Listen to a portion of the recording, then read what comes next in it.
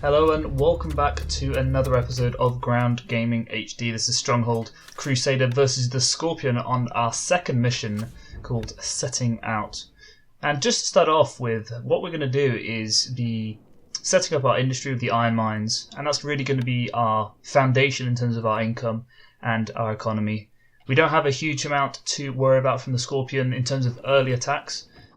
They often send out 1 or 2 slaves to try and cause disruption, which is partially why I have decided to set out the iron mines in 3 separate locations in the top left corner, just to make sure that if they do get round, then if a fire is started, it doesn't really cause too much damage. Meanwhile, we're going to start building up our army.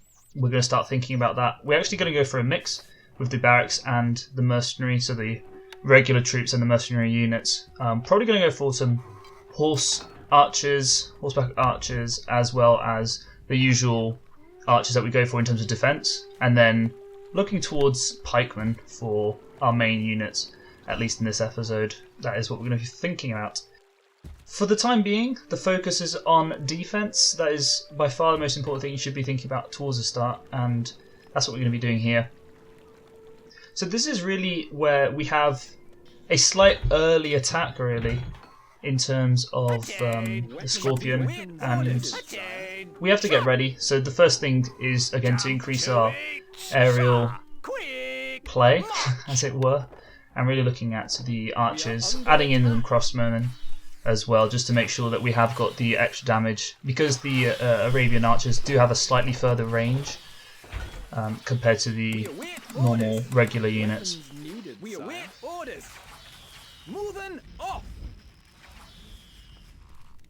And you can see there's a few of their mercenary swordmen coming through as well, which they do actually have quite a high health bar, so it's important to take them out as early as possible and not allow them to kind of get further in. Again, with the usual fire attacks, which are not very successful because, as we know, 1 or 2 shots at them will obviously take them down, so that's all we need really, is just a few archers to sort this out. But we're going to start looking at our food economy as well, just looking at setting up our bakeries, our windmills, and essentially just have some sort of regular food coming in so we don't have to keep buying it.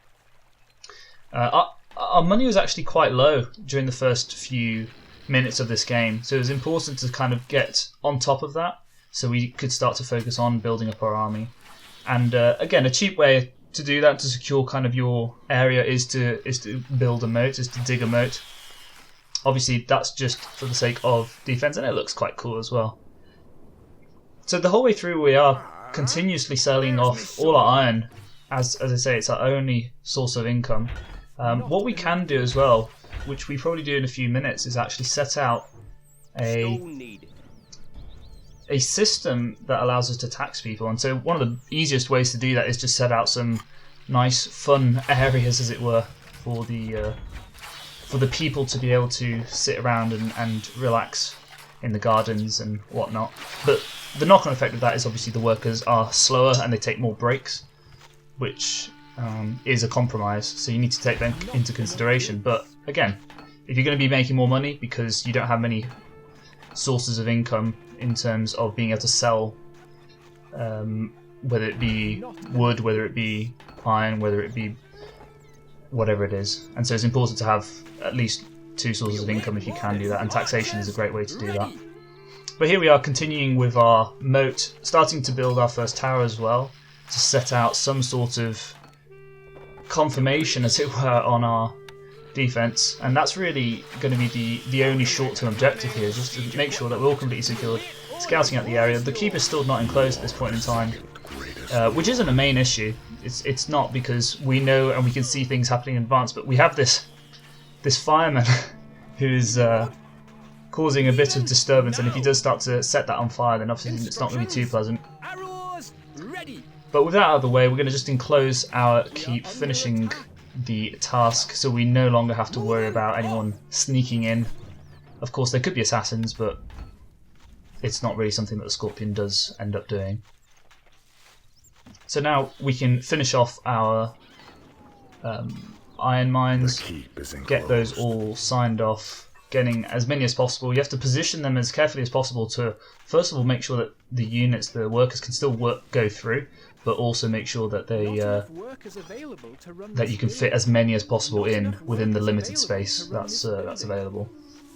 But this is now where we start to use our horse archers to, I guess, cause a nuisance is probably the best way. And we do that by actually destroying and damaging a bit their workers, which is really good system because it's very cheap. It doesn't cost you anything in terms of just moving units around, and it's a nuisance. And they have to react, because if they don't react, then, well, they're going to lose all their workers and therefore their income. So what I actually did here is set out a little patrol, which was really good because it allowed my archers to get to and shoot down the units. If you look at the one who just died in the top right of their keep, or top left rather, it was impossible for the defender to actually shoot back and kill my horseback archers in time. So think about using the patrol function to make sure that you're, especially if you're using horses to kind of go forwards and backwards, and so you're using that to advantage, because obviously they can keep shooting as they're moving around. But our moat is finished more or less, so we're just going to finish off the wall as well. Just again for the aesthetic, it's more than anything, because we do have our keep is very secure at this point, and we're going to start looking at setting up a final attack, a final army as it were. None of this pestering stuff. We're going to get our pikemen, we're going to get our engineers, and we're going to make sure that once again we go for an attack, and it's the only attack to win the game. So we have enough, probably about 75 horseback archers, which are going to be the key to taking out all their units who are defending. But it's also important to keep in mind that the Scorpion does use fire as a tactic in terms of defense as well, so it's important to not send all your troops in at once, because that is probably going to be the easiest way that they will be killed. As you can see, the popularity as well, we have a slightly low attacks, but we've got the fear factor, which is +2, so it balances itself out. So again, workers are a bit slower, but not a problem when you can charge a bit more tax. And we have our catapults ready, we have a few archers, and we have a few pikemen as well. And we're not going to really need a huge army for this, because there's really little defense from the Scorpion.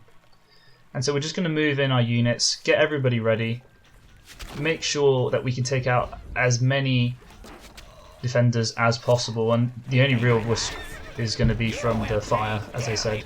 And so we rush in with our horses and quickly get ready to move them out of the way, knowing that they're going to use fire, and that's exactly what happens. And so very quickly we can outmaneuver them.